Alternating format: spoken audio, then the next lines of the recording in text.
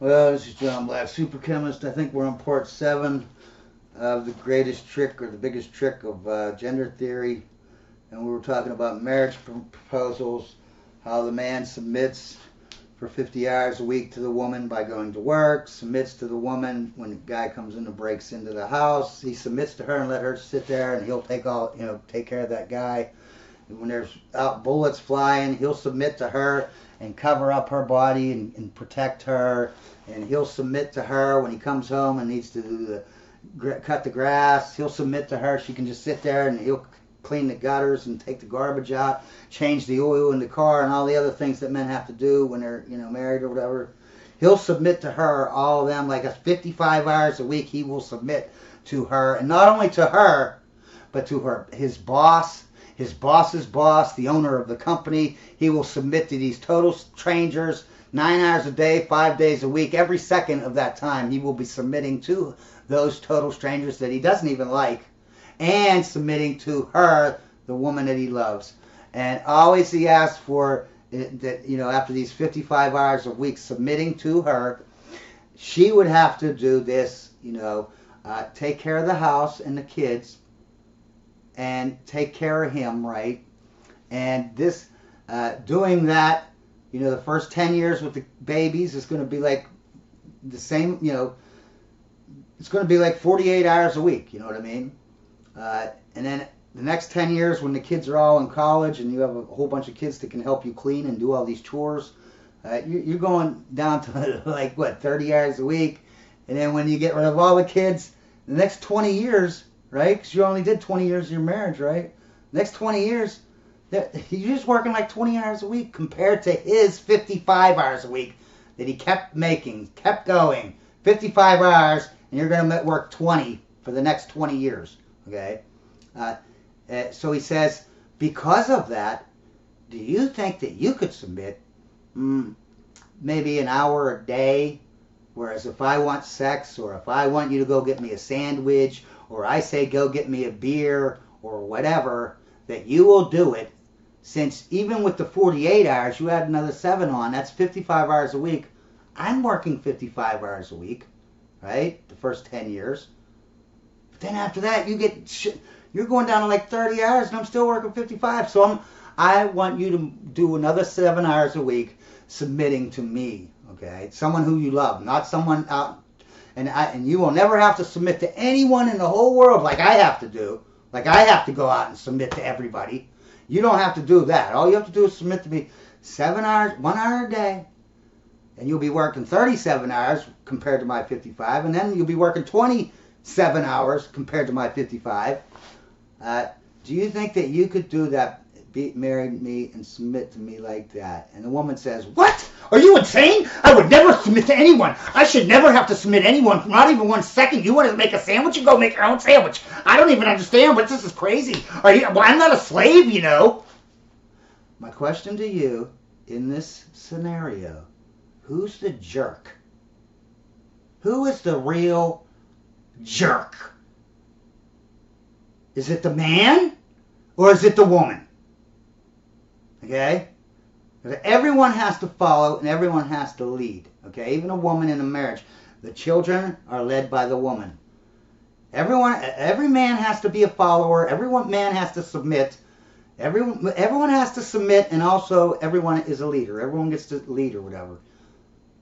But somehow women are just, they think they're so much better, because that's where the supremacy comes in. There's so much supremacists. They should not have to submit not even 1 second to anyone, not even someone they love. Well, a man literally proposes saying, I will submit for 55 hours a week to you. To you. So anyways, listen to this first, okay? This stat before we go on. The success rate of a child with a single dad is almost identical to the success rate of a child who has 2 parents. 2 parents is the most important thing. That's privilege, okay? That and economics. Those are the only 2, and prettiness. Those are the only real privileges that people have that are like, a big privilege. Uh, but what happens when you have a single mother? What happens to the success rate of the, because I always thought the kids need to stay with the mother. But if they stay with the father, the success rate doesn't, it's a little bit better if you have two parents compared to a single dad. It's like, if you weren't good at reading data, you'd probably say they're identical. Okay, but let's see about the single mother. Keep in mind, I just have a couple things here because it was on the floor there with my other notes or whatever, so I picked it up. But I have 3 pages just stats like this about single mothers. Okay, keep in mind, only 23% of all of our kids in this country are raised by single mothers. Only 23%. So all these numbers, if they were the same as, the single dad or the 2 parents, they would all be 23%. Okay, right? Because there's only, So, but let's see. Kid suicide. 63% of kid suicides come from single mother homes, even though they're only 23% of the population.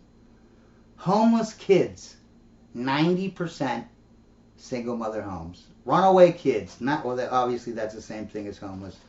I guess there's more runaway kids that aren't homeless, but even the runaway kids that ain't stay homeless, there's 90% of them come from single mother homes. High school dropouts, 71% come from single mother homes. Kids that are in nut houses, 70% come from single mother homes. Kids in prison, Juby, 80% single mother homes. How about kids with behavioral disorders? 85% single mother homes. Rapist, 80% single mother home. Just think of it. If you got rid of single mothers, you'd get rid of rapists, behavioral disorders, kids in prison, kids in crazy houses, all this stuff. I don't remember the exact thing for pregnant kids, but I think it's like 80% or 85% of pregnant kids in school are from single mother homes. It's just that whatever you can think of that is bad that kids can have, it's always this same trend where they all, or at least 3/4 or more, are coming from these single mothers, even though they only constitute 1/4 of the population. How is that possible? It's possible because women do not teach their children, like a man teaches a man to teach a boy to be a man and a girl to be a woman. A woman teaches them to be a non-binary, demonizing everything that makes a man and demonizing everything that makes a girl, and they want them to be together. And I want you to think about this if you're wondering, why? Because I'm telling you, the entire country is non-binary, all right? They're buying into this crap, right? And if you want to know if you don't believe me, just think of this, right? If you're non-binary, I can tell you you're non-binary. You can tell if you're non-binary just looking at your family. I showed you the non-binary family, I think, in part 2, right? They don't know they're non-binary, right? Because they don't say they're non-binary. They say they're men and women, right? They don't act like it because the women work, and you know what I mean. They don't act like it. They do partnerships in marriages. They don't work, all right? So like I said, in the non-binary family that I showed in part 2, none of them are married. None of them. Oh, 2 out of 17. One was a marriage that was, they don't want no kids ever. And the other one is going to die as soon as their last kid leaves the house. You know what I mean? They got 5 years tops after that. And I don't mean all, I mean like all but a couple, all but 1 or 2. They just like non-binary people. They can't handle any stress. They lose their pencil or something, they're like freaking out, you know what I mean? Any little thing, they're just freaking, just like those non-binary people with the blue hair and the metal on their face and the tattoos all over, right? They're all single mothers. Is your family all single mothers? No one actually has an intact family? Is your family, you know what I mean, where the women are all working, or else when they don't work, they're just sitting there belittling and putting down their husband constantly? Yeah, you're non-binary. Your family's non-binary. And it all has to do with this single mother thing. Because once you get one, it's like pedophiles. That's why they love the pedophiles, the deep state. Because you rape someone, they're raped, okay? Well, you destroyed that woman's life. But if you're a pedophile and you pedophile a kid, that kid has a good chance of being a pedophile. So he's going to pedophile. And you never pedophile once, you know. It's like eating potato chips for these people. You can't just stop at one, you know. So if this pedophile does 5 kids, 4 of them or 3 of them are going to be pedophiles, and they're going to do 5 or kids. It's like a disease, and it infects everybody. It's the same way with this. It's a disease because all it does is create single mothers, and single mothers are horrible. Okay, even that great. I know a lot of women that I used to think were great single mothers in this non-binary family that doesn't know they're non-binary. I always thought that, you know, this mother, at least this one mother, was good a mother, but she wasn't a good mother because she taught. And this is what I'm talking about. She taught her kids the same exact thing. She told the daughter, "You go to college, or you get a good job." You get married, have kids. She told the same exact thing to the boy, though. If she thinks that men and women should be in their place, okay, what double standard did she teach her children? None. None. You have to have double standards so that you can tell your kids, this is how a man acts and this is how a woman acts. She didn't do it. So just look at your family. Look at yourself. Do you tell your kids different stuff? You know what I mean? Or are you the type of person you go into a zoo that's all gazelles and lions, and they used to give a plate, you know, to each whatever, plants to the gazelles and meat to the lion. Then you go in and you say, no. Half a plate of meat and half a plate of plants for each person, the lion and the whatever, because you want to treat them equally. But that don't work. The lion don't want the plant and the gazelle don't want the meat. So you're just screwing them over with this stupid equality. Okay, that's stupid equality. That's equality through equalness. That's stupid. Okay, because the genders are different, right? If they were the same, then it would make sense, but they're different. So they have different. A woman can't go to war. You know what I mean? There's, so, okay, I'm running out of time. So they teach, they want the women and men to move over slightly. So the man is less manly and the woman is less womanly. But the thing is, it doesn't work when they go to get their marriage. Okay? Even if the woman stays at home, it doesn't work because she can't handle a man that ain't a man.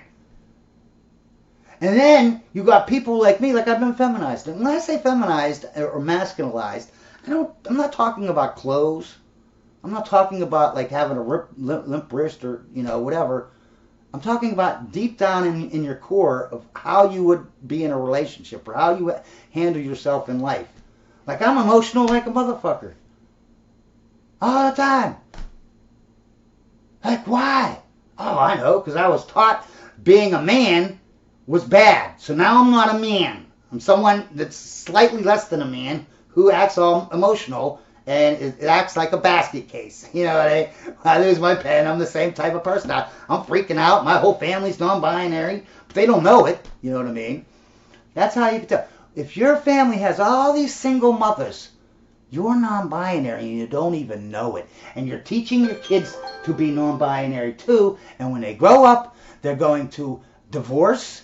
And they're going to make more non-binary kids. And it's just going to be a cycle and cycle, and it's just like pedophilia. It infects everybody.